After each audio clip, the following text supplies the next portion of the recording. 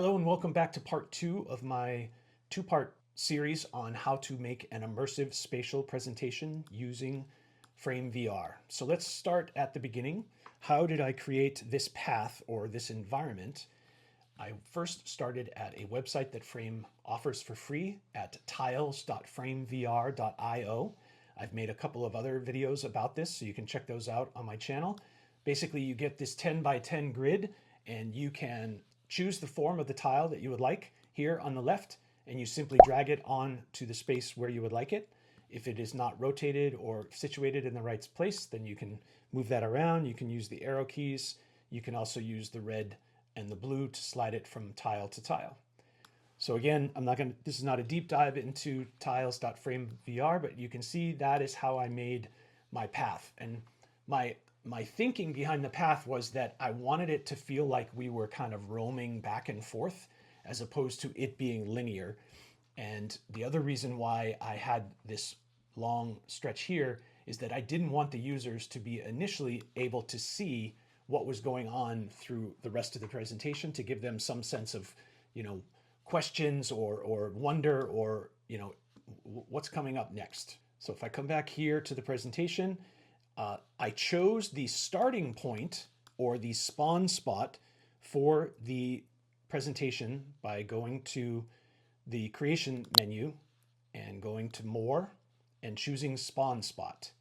And if I turn it on to edit mode here, you'll notice that the spawn spot is this purple diamond. And when you have the spawn spot here and you click on edit mode, you'll notice over here on the left-hand side, it is toggled to be default spawn spot. So that is where every user will come when they enter this. And then wherever the blue arrow is aiming, that is going to be the frame of reference or the view that the user will come in to see. So that's an important thing to understand when you are setting up a Frame VR learning experience, to keep in mind that you are in complete control about what they see and where that is going to be in terms of the rest of the content. This up here, the users never see, but this is the 360-degree photo of the lake and the mountains. And after you put that on and you turn it on, as you can see here, if I close that, then there is no environment. But if I turn off edit mode and click on the sphere, then it becomes available. Another thing with 360-degree spheres is to go here to frame settings and frame settings again on the right and go to environment and performance. Scroll down here and you'll notice that I have show environment and show scene assets when the spheres open. If you toggle one or two of those off, then when the 360-degree sphere is open, then you're not going to see your materials or the assets. So if I go like this and toggle that off, you can't see the wall. If I toggle this off, you can't see the environment.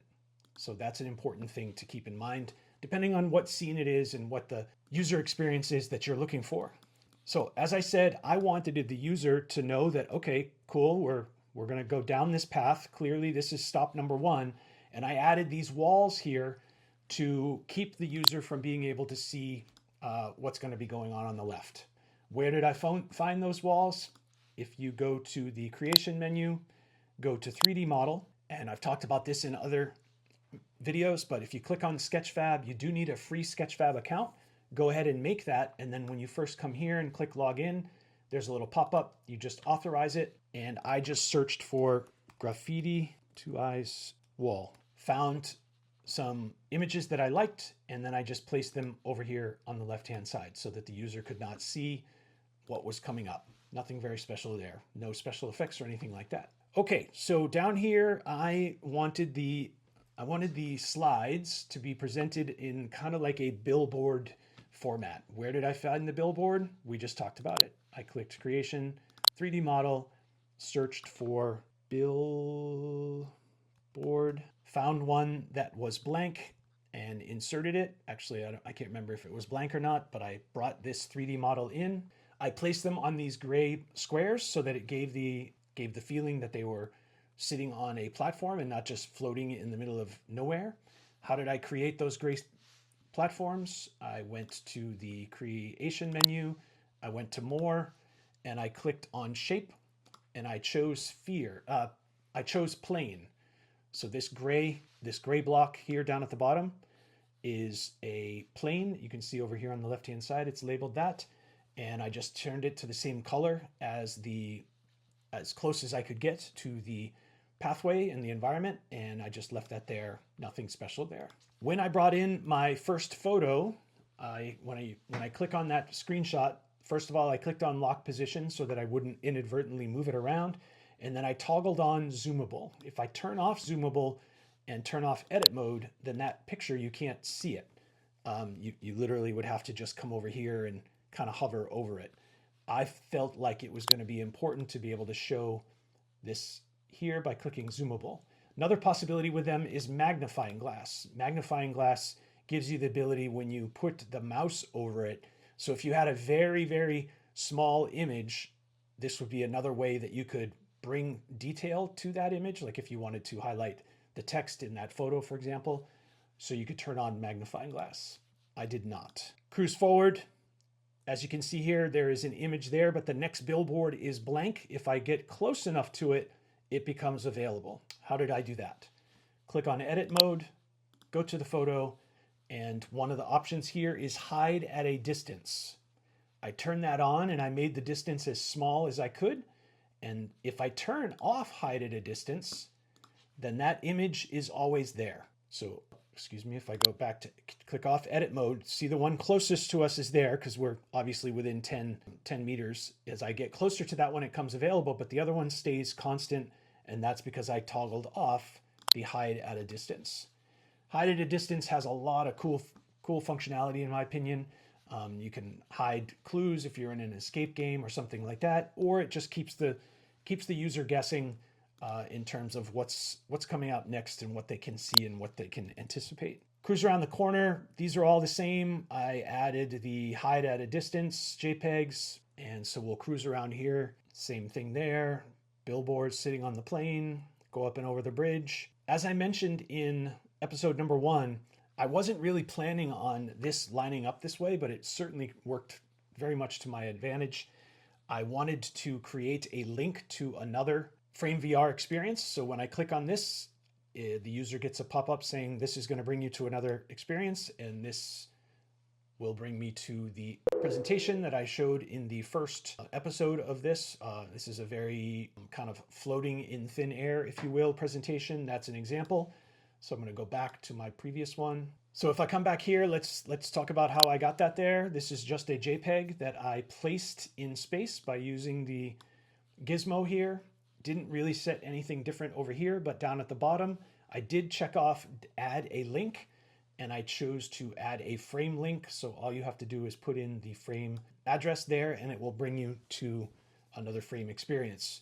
There are lots of other things that you can link to. I chose not to do that within this presentation. I'll have to save that for another video, although some of those things we talked about in my escape game tutorial. If you haven't watched that before, talked about the spot link and the scene link. If I go back over here to the left, get out of edit mode, just a couple more things that I created and added. Here is a simple arrow directing the user to be looking down. I searched on Sketchfab to find this white arrow and I imported it. And then as you can see, if I turn on edit mode over here on the left, I turned on spin just for that visual aspect to try and get the user's attention. You can have it spin, you can change the speed. You can also change the X, Y, and Z axis of the spinning, which is kind of cool. And then lastly here over the edge, this was a discussion point that I brought the user's attention to during the presentation. Why did I put it down there? Well, I wanted to kind of have something down there that you could start seeing as I was moving around. And again, just trying to keep the user guessing, like what is that? Why is it down there, etc. I believe that adds to the unpredictability and the newness of this experience, which is one of the goals that I was hoping to achieve as part of this presentation within Frame VR. Nothing special here. This is a JPEG that I downloaded off the internet, and then I just made very, very large by clicking on the handles on the side and dragging it out and then placing it down below the platform at an angle. Finally, as we come here to the end, you've already seen this trick. There is an image. It looks like we're just going to walk off the edge, but I have the image set at hide at a distance until we get close, and then it appears and I can zoom in on it like that. So that gives you a sense of how you can build an interactive, immersive presentation within Frame VR.